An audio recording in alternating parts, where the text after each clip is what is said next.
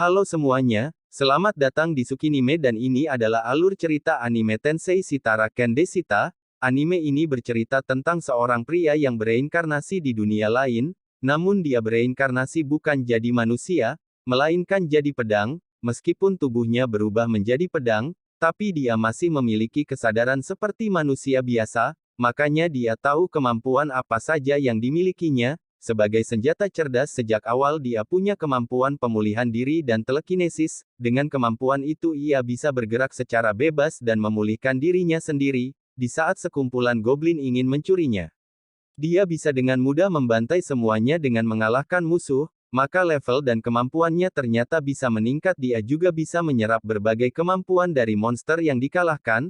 Mengetahui hal tersebut dia pun memutuskan untuk melawan berbagai monster dan meningkatkan kemampuannya, agar suatu hari bisa berguna bagi seseorang yang akan memilikinya.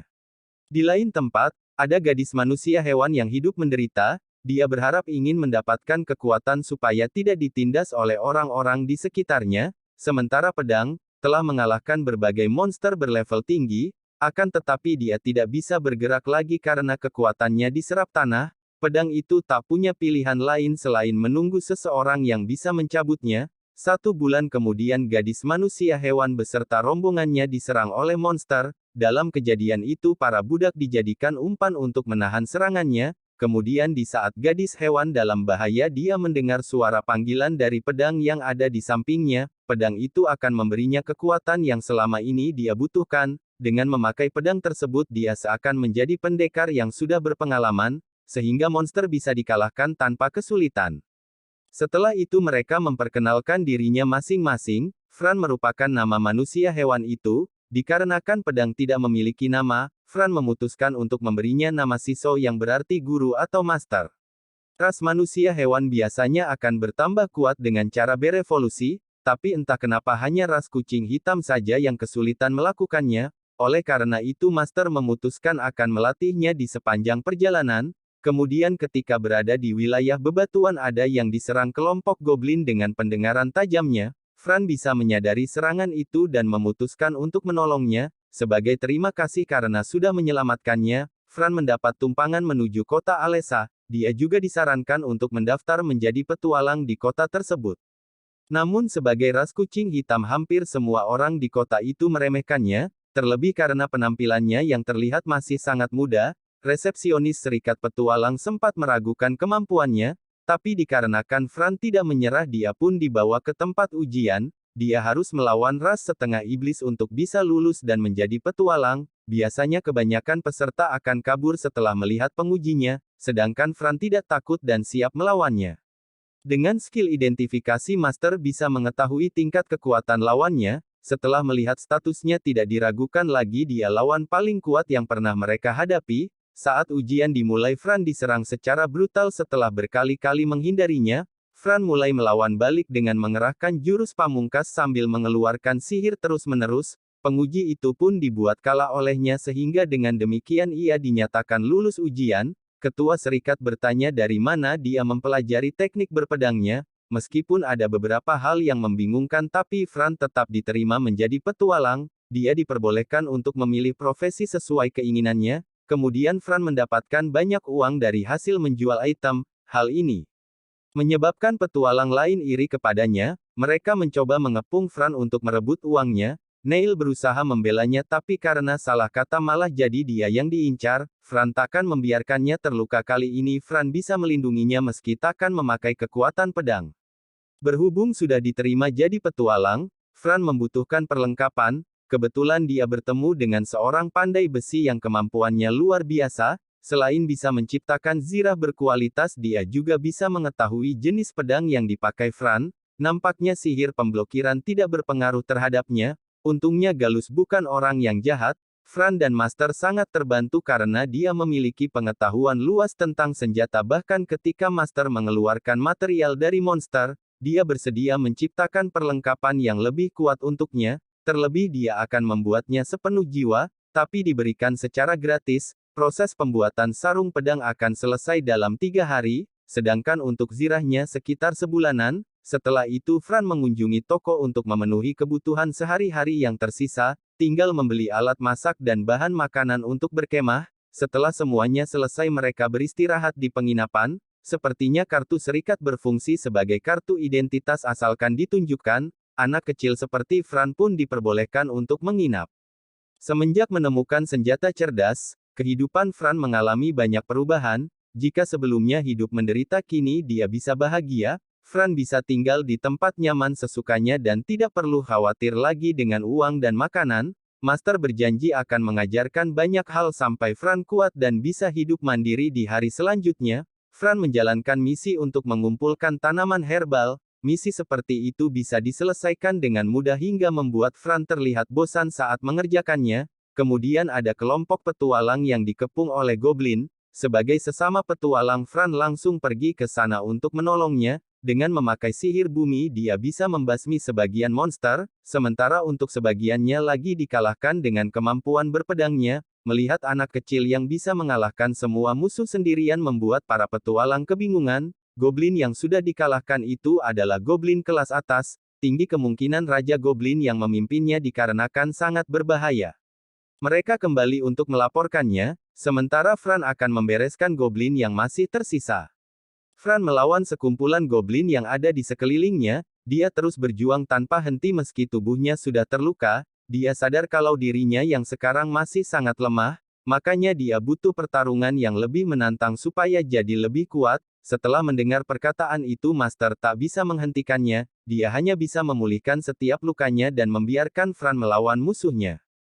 Di malam harinya Fran dipanggil oleh Ketua Serikat, dia diminta untuk menjelaskan situasinya secara rinci. Ketua Serikat menanggapi hal ini sebagai status darurat berdasarkan keterangan dari Fran.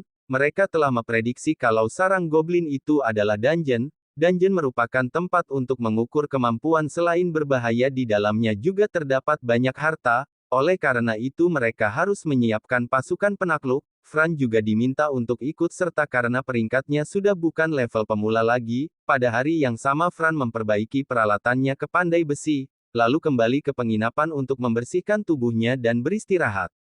Fran membawa Master ke tempat pemandian, dia berniat untuk membersihkan noda bekas pertarungan sebelumnya. Pada saat yang sama Nell datang ke tempat itu, lalu dia menegur Fran karena membawa pedang ke pemandian sebelum pergi menaklukkan dungeon.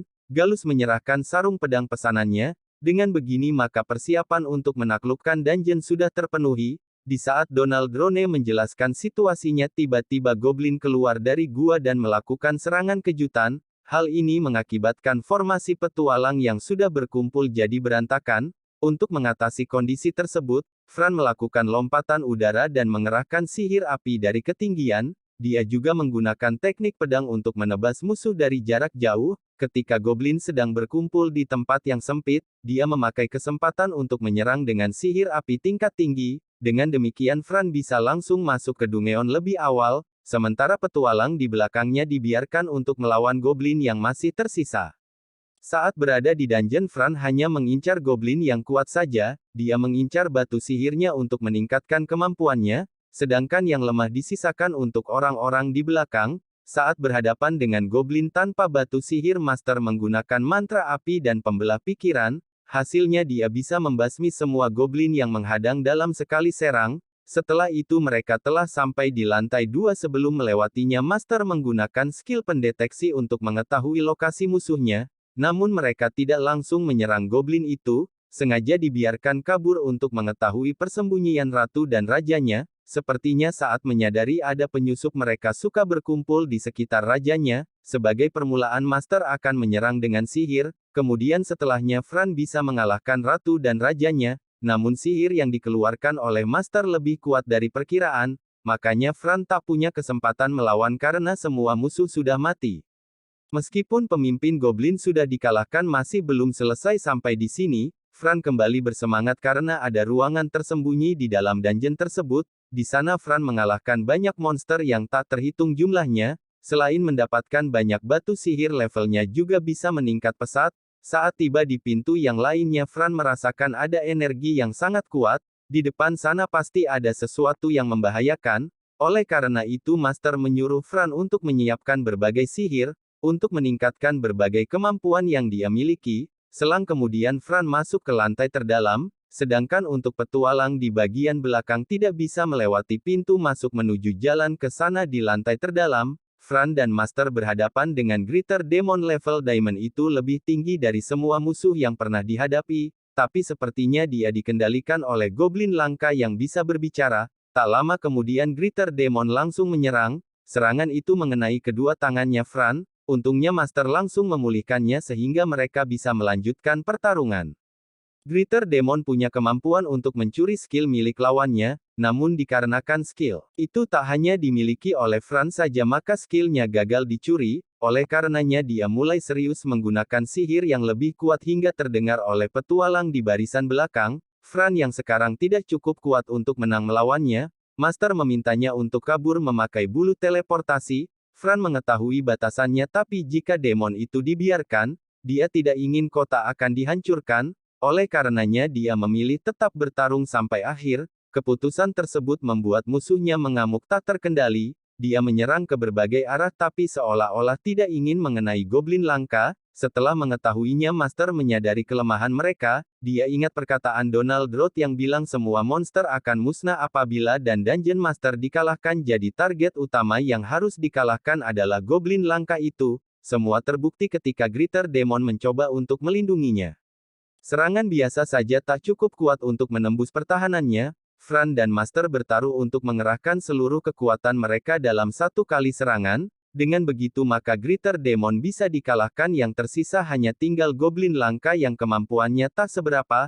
Setelah itu aktivitas dungeon telah berhenti. Fran bisa bertemu lagi dengan para petualang karena semua pintu sudah terbuka. Mereka sulit percaya Fran bisa melakukannya sendirian. Terlebih lagi dia sudah mengalahkan Greater Demon yang tingkat ancamannya bisa menghancurkan satu kota. Donald Roth bangga dengan pencapaiannya, namun ia tak berhenti mengomelinya karena Fran tak mendengarkan peringatan darinya. Setelah keluar dari Dungeon Master tidak sabar ingin memakai skill langka yang mereka dapatkan terutama untuk merebut skill orang lain yang tingkat keakuratannya 100%, namun dia tak bisa merebut skill rekannya sendiri. Dia berharap ada orang jahat yang punya skill langka. Di malam harinya Fran menemui Ketua Serikat saat itu. Ketua Serikat menghargai tindakan yang sudah dilakukan, tapi dia mempertanyakan kenapa batu sihirnya tidak ditemukan.